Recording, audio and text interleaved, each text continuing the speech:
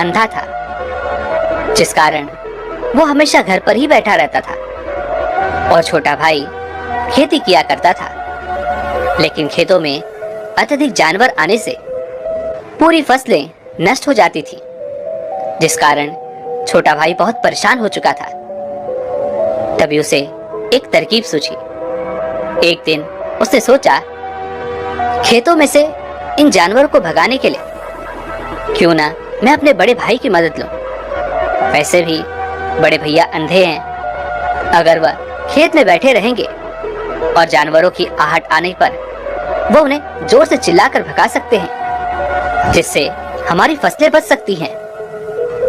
इसलिए उन्हें मैं खेत में बैठा देता हूँ। यह सब सोच विचार करने के बाद उसने अपने खेत में ही एक छोटी सी झोपड़ी तैयार की और अपने अंधे भाई को वहीं खेत में बैठा दिया और उनसे कहा, भैया, यदि कोई जानवर की आहट आपको सुनाई दे तो आप जोर जोर से चिल्लाना। यह सुनकर वो जानवर यहाँ से भाग जाएंगे और हमारी फसलें नष्ट होने से बच जाएंगी। बड़ा भाई खुशी खुशी अपने छोटे भाई की बात मान लेता है और वह उस दिन से खेत में ही रहना शुरू कर देता है। जब भी किसी जानवर की आहट उसे सुनाई देती तो वह तुरंत से जोर जोर चिल्लाना शुरू कर देता, जिससे वह जानवर उसके खेतों से भाग जाता। ऐसा करते करते कई दिन बीत चुके थे। तभी एक दिन उसके खेत में एक हिरण भागता हुआ आया और वह खेत के बाड़ को तोड़कर वहां से भाग गया। लेकिन उसी हिरण का पीछा करते हुए एक राजा भी उस खेत में आ पहुंचा। तभी राजा की नजर उस अंधे भाई पर पड़ती है। राजा उस व्यक्ति से कहता है, देखो, मैं यहाँ पर एक जानवर का पीछा करते हुए आया हूँ। क्या तुमने उस जानवर को यहाँ पर देखा है?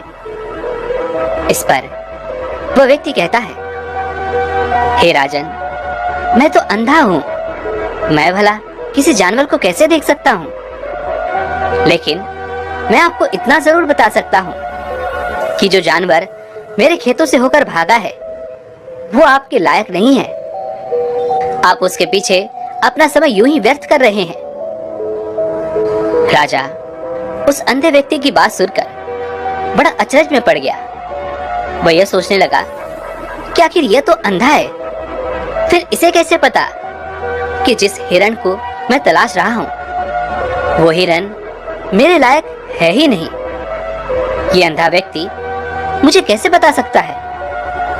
तभी राजा उस अंधे व्यक्ति से कहता है, कहीं तुम मुझसे झूठ तो नहीं कह रहे? एक तरफ तुम ये कहते हो कि तुम अंधे हो और दूसरी तरफ तुम ये भी कह रहे हो कि जो जानवर यहाँ से भागा है वो मेरे लायक नहीं है। इस पर वह अंधा व्यक्ति कहता है, हे राजन, जिसे आप एक हिरण समझ रहे हैं, असल में वो एक हिरण नहीं है बल्कि एक हिरनी है और वो भी गर्भवती है।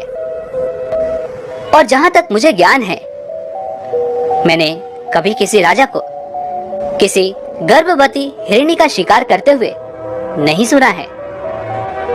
और इसी कारण मैं आपसे ये कह रहा हूँ कि वो हिरनी आपके लायक नहीं है। आप उसके पीछे अपना समय व्यर्थ ना करें। यह सुनकर राजा और भी अचरज में पड़ गया।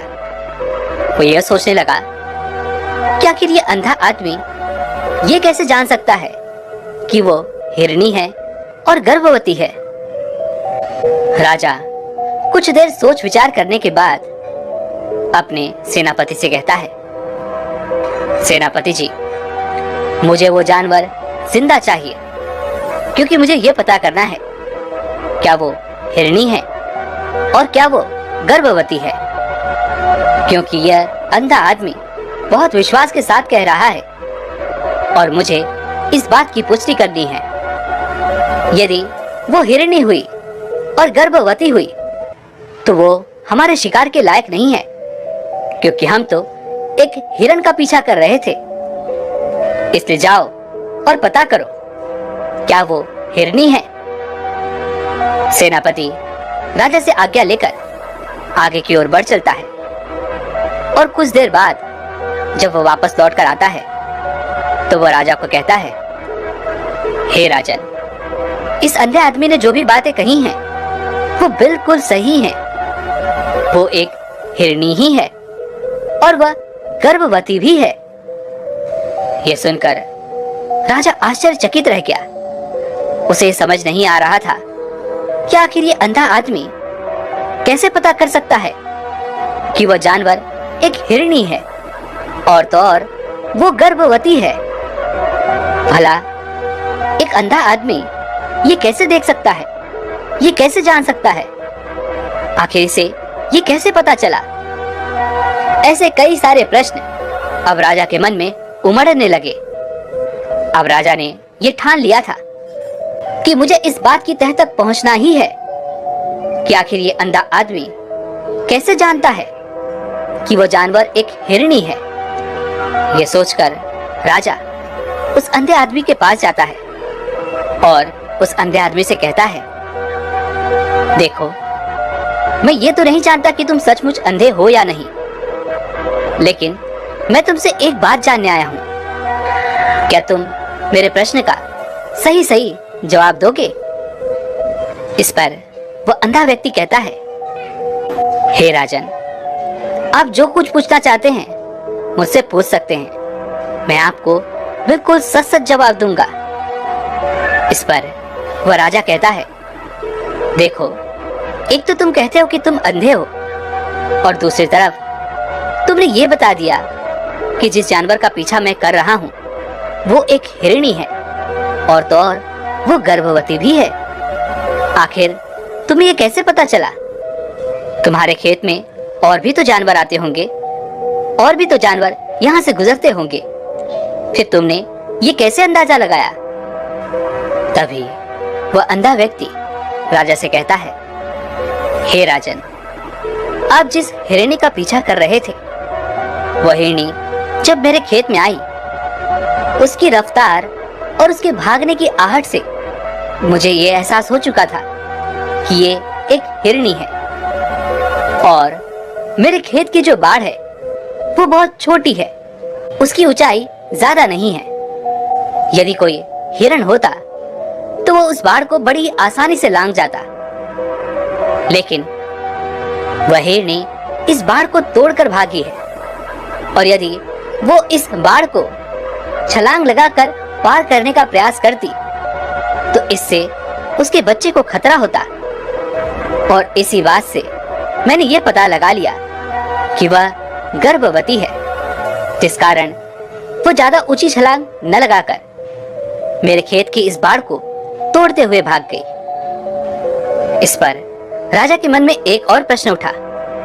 राजा ने कहा, किंतु तुम्हें कैसे पता चला कि वह एक हिरणी ही है?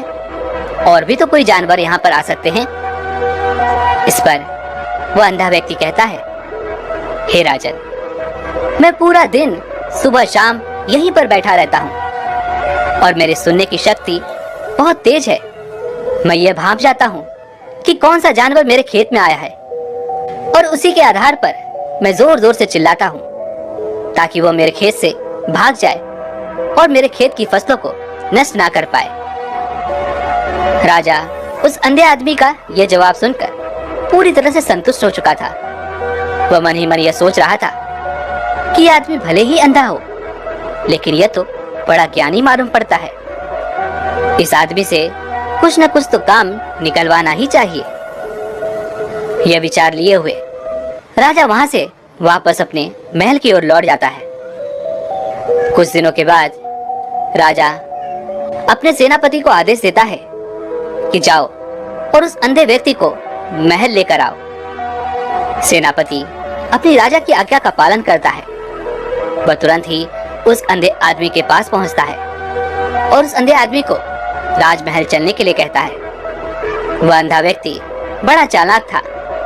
वह यह समझ चुका था कि राजा जरूर मुझे कुछ न कुछ काम सौंपने वाले हैं और वह काम मुझे मुसीबत में डाल सकता है। लेकिन फिर भी उसने राजा की बात मान ली और वह सेनापति के साथ राजमहल पहुंच गया। राजमहल पहुंचते ही राजा उस अंधे व्यक्ति से कहता है, आप तो बड़े ज्ञानी हैं, बड़े पारखी हैं, आपको किसी भी बात का पता बड़ी ही आसानी से चल जाता है। आज मैंने आपको यहाँ पर इसलिए बुलाया है क्योंकि मैं आपसे ये जानना चाहता हूँ कि मेरी पत्नी पतिव्रता है या नहीं। इस पर वह अंधा व्यक्ति कहता है, हे राजन, ये कैसा प्रश्न हुआ? इस पर राजा कहता है, मैंने आपसे बिल्कुल उचित प्रश्न किया है, मुझे इस प्रश्न का उत्तर दीजिए। इस पर वह अंधा व्यक्ति कहता है, हे राजन, ये सारी बातें जाने दीजिए। आपकी शादी को इतने साल बीत चुके हैं और अब आप ये बात क्यों जानना चाहते हैं? आपके मन में ऐसे प्रश्न क्यों उठ रहे हैं? इस पर राजा जिद करते हुए कहता है, देखिए, आपको मुझे इस प्रश्न का उत्तर तो देना ही होगा। यदि आप मुझे इस प्रश्न का उत्तर नहीं देंगे तो मैं आपको मृत्यु दंड दे दूंगा।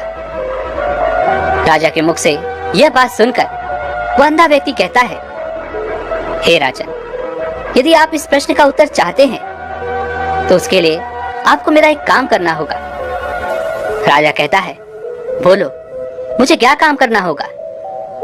इस पर वह अंधा व्यक्ति कहता है, इसके लिए आपकी पत्नी को मेरे साथ कमरे में अकेले छोड़ना होगा। उस अंधे व्यक्ति की यह बात सुनकर राजा पहले तो क्रोधित हो जाता है, लेकिन फिर कुछ सोच विचार करने के बाद वह उस अंधे व्यक्ति की बात मान लेता है और अपने सेनापति को आदेश देता है, सेनापति जी, इस व्यक्ति को और मेरी पत्नी को एक कमरे में कुछ देर के लिए अकेला छोड़ दें। सेनापति बिल्कुल वैसा ही करता है। अब राजा की पत्नी और वह अंधा आदमी एक कमरे में बंद हो चुके होते हैं। तभी वह अंधा आदमी राजा की पत्नी से कहता है, मुझे आपको छूना है। इस बात पर रानी अत्यधिक क्रोधित हो जाती है और उस अंधे आदमी को वह पकड़ पकड़ कर पीटने लगती है, कभी हाथों से तो कभी लातों से तो कभी पटक पटक कर। इस तरह से उन्होंने उस अंधे आदमी की खूब पिटाई की। उसके बाद किसी तरह से वह अंधा आदमी अपनी जान बचाकर वहां से भाग निकलता है और वह राजा के पास पहुंचता है और वह राजा से कहता है, हे राजन, आपकी पत्नी पतिव्रता नहीं है। यह बात सुनकर राजा अत्यधिक क्रोधित हो उठता है और राजा अपनी तलवार म्यान में से निकालकर सीधा अपनी पत्नी की ओर जाता है और क्रोधित होकर वह अपनी रानी से कहता है, रानी जी, आज मैं जो भी सवाल आपसे करने वाला हूँ उसका मुझे सच सच जवाब दीजिएगा, और यदि आपने एक शब्द भी झूठ कहा तो मैं आपका अभी के अभी सर धड़ से अलग करवा दूंगा। तभी आगे वो राजा कहता है, मुझे बताइए, क्या आप पतिव्रता हैं या नहीं? इस पर रानी कहती है, हे राजन, आप भले ही मुझे जान से मरवा दीजिए, लेकिन मैं पतिव्रता नहीं हूं। राजा यह बात सुनकर बहुत खुश हुआ, क्योंकि उस अंधे आदमी ने जो भी कहा था वह बिल्कुल सच था।